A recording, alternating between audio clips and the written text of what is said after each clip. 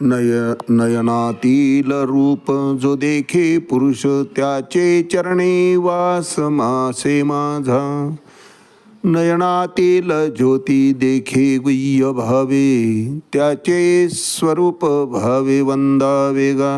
ज्ञानदेव म्हणे नयनातील शून्य देखे तोची धन्य भाग्यवंत. माऊली ज्ञानेश्वर महाराज की जय.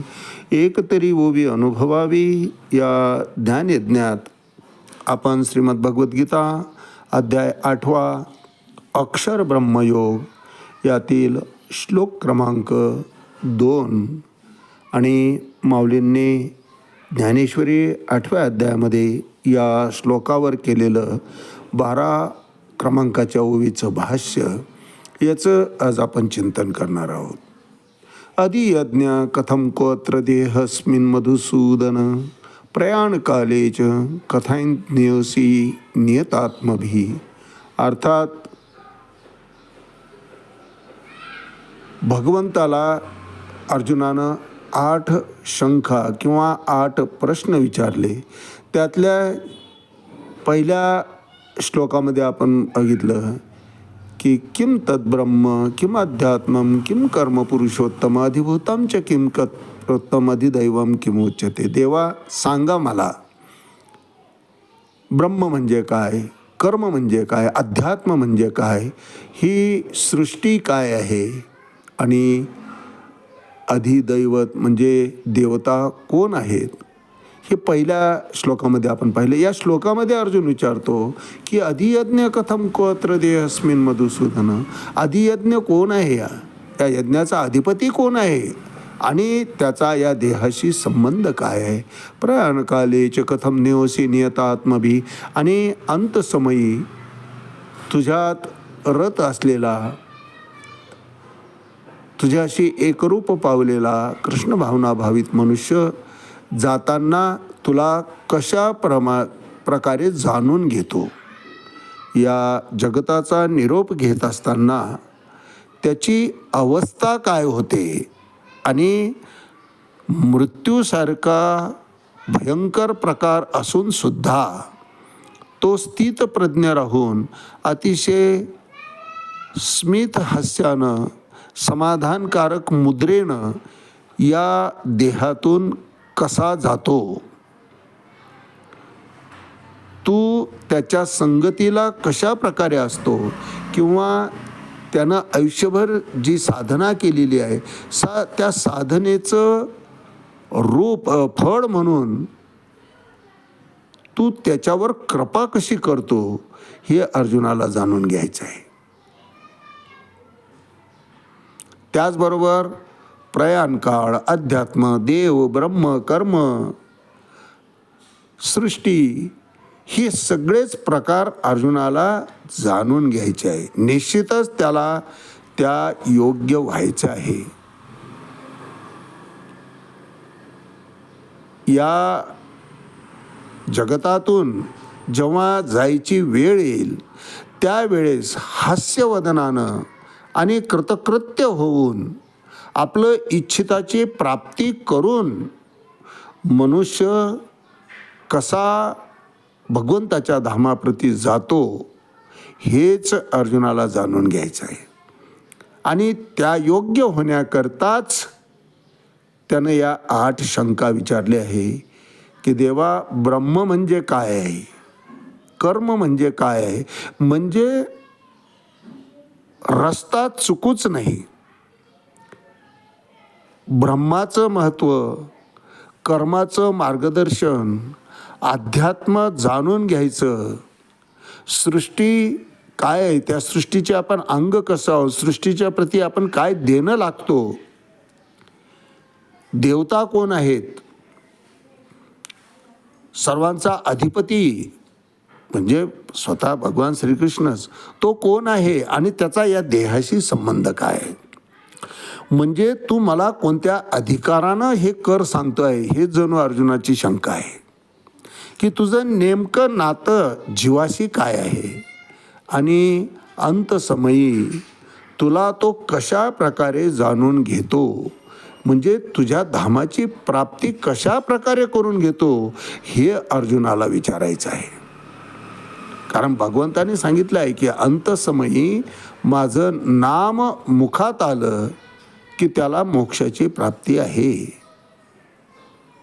मग मरण जर इतकं भयानक आहे, इतकं वेदनात्मक आहे, तर खरंच अशा प्रसंगी भगवंता तुझं नाम मुखामध्ये येतं का? कृष्ण भावना भावित जरी असला तरी तो तुझ्या नामाच्या, तुझ्या रूपाचं स्मरण, तुझ्या नामाचं स्मरण ही त्याच्या चित्ताच्या ठिकाणी येतं का?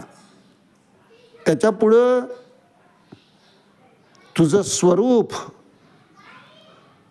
तो न्याहाळतो का?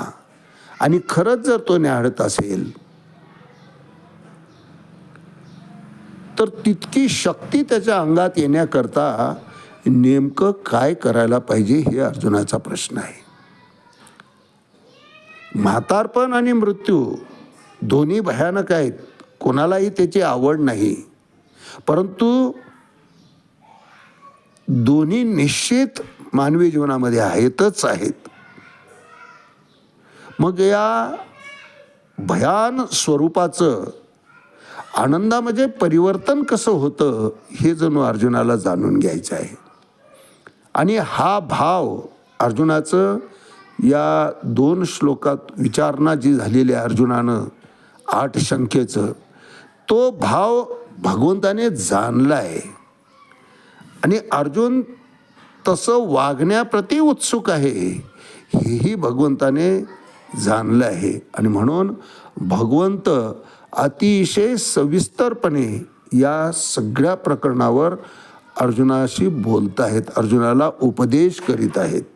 तो भाव अर्जुनाने जाणला हे माऊलींनी तो भाव अर्जुनाच्या मनातला भाव भगवंताने जाणला हे माऊलीने आजच्या ओळीमध्ये टिपलं आहे.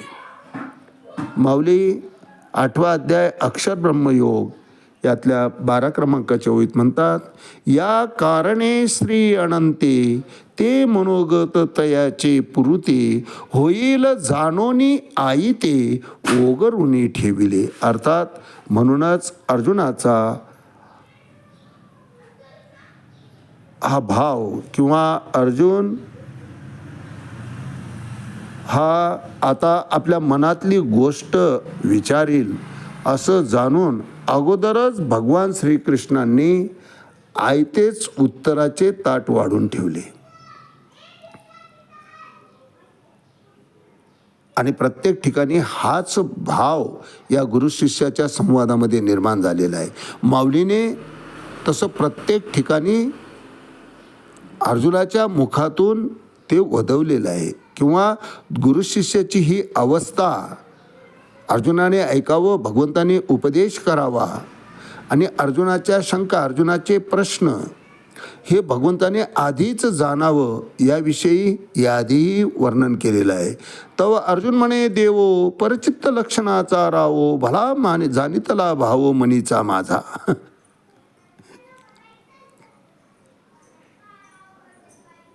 आधीच भगवंताने जाणलेलं आहे.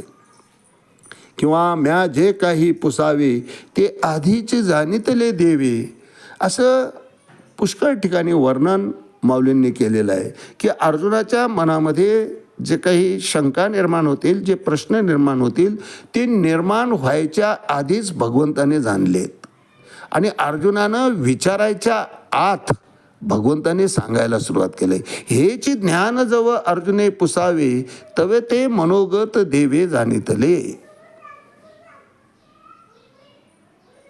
मग म्हणत असे किरीटी आता चित्त देई बा ये गोटी सांगेल ज्ञानाची ये भेटी उपायो तुझ. अर्जुनानं विचारलं सुद्धा नाही, न विचारताच भगवंत त्याच्या मनातला भाव जाणून अर्जुनाच्या शंकेचं निरसन आधीच करत आहेत. का जाणणार नाही महाराज? अहो सर्वज्ञ आहे,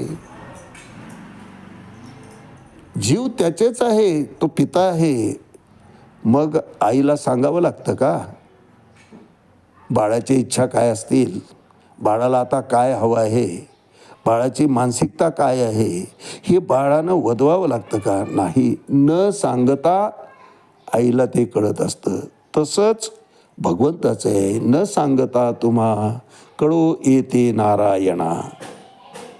तुकोबाराय म्हणतात की भक्तांना सांगण्याची गरजच पडत नाही, त्या आधीच भगवंत ते जाणतात. म्हणून माऊली वर्णन करतायत की या कारणे श्री अनंते ते मनोगत तयाचे पुरते, म्हणजे अर्जुनाचे पुरते होईल जाणोनी आयते ओगरुनी ठेविले. आज याच ठिकाणी थांबूया. रामकृष्ण पुंडलिक वरदारी विठ्ठल. श्री ज्ञानदेव तुकाराम पंढरीनाथ भगवान की जय. माऊली ज्ञानेश्वर महाराज की जय. जगद्गुरु तुकाराम महाराज की जय. शांती ब्रह्म एकनाथ महाराज की जय. आदि शक्ती मुक्ताबाई की जय.